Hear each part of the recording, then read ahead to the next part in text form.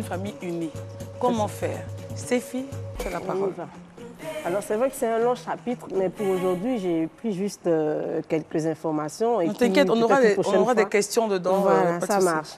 Alors, déjà, il faudrait savoir qu'un enfant, quelle que soit son origine, il est toujours un grand bonheur.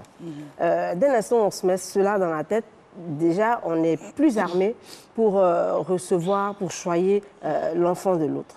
Alors, il faut toujours prendre le temps de découvrir l'enfant.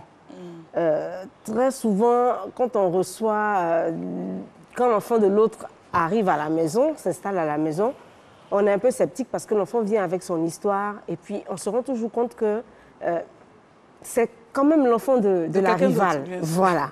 Et ça pose problème. On est un peu bloqué. Mais ce que je pourrais conseiller, c'est d'apprendre à connaître cet enfant, d'apprendre à connaître ses besoins, ses qualités, ses défauts aussi. Et puis, il faut poser des questions. À qui? À l'enfant. De temps en temps, ça peut être sous forme de jeu ou lorsqu'on sort, mais il faut tout le temps lui poser des questions pour qu'il s'ouvre.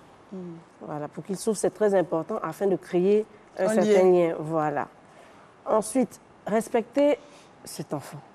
C'est important. Alors, et si l'enfant, je m'excuse Stéphie, ça c'est quand l'enfant peut parler? Et si l'enfant arrive tout petit, bébé, non, quand il arrive tout petit, en général, il n'y a pas de problème. Mais c'est par la suite.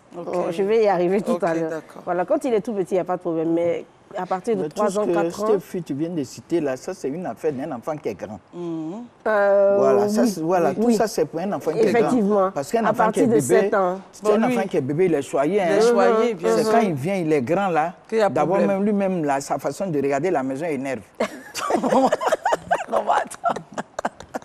C'est à partir de 7 ans, à partir de l'âge de raison. Voilà. Alors, respecter cet enfant, peu importe les circonstances dans lesquelles il est arrivé, il n'est pas responsable de sa naissance, qui est avant tout une affaire d'adulte.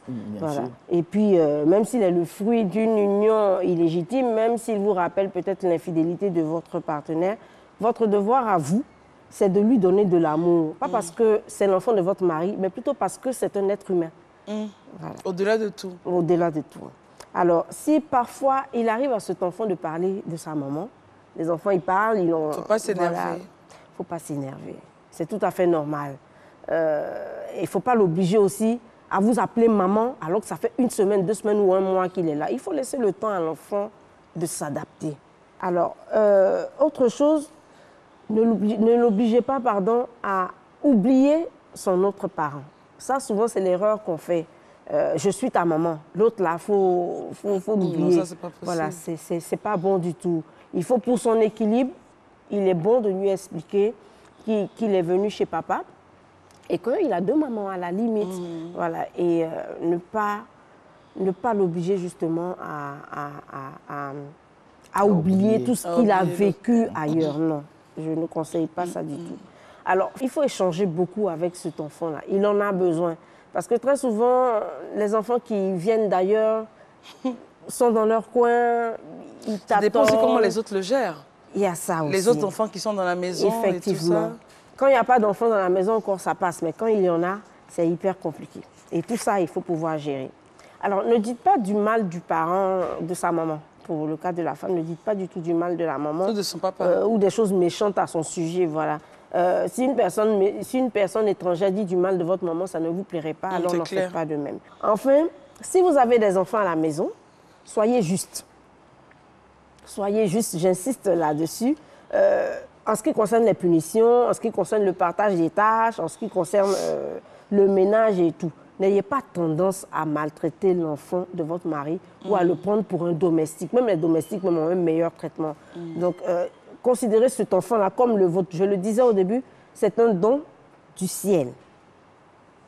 Alors, quand le ciel vous donne quelque chose, prenez-en grand soin. On reviendra sur le sujet certainement dans les prochaines émissions. Maman, qu'est-ce que tu penses de ce que Stéphie vient de dire?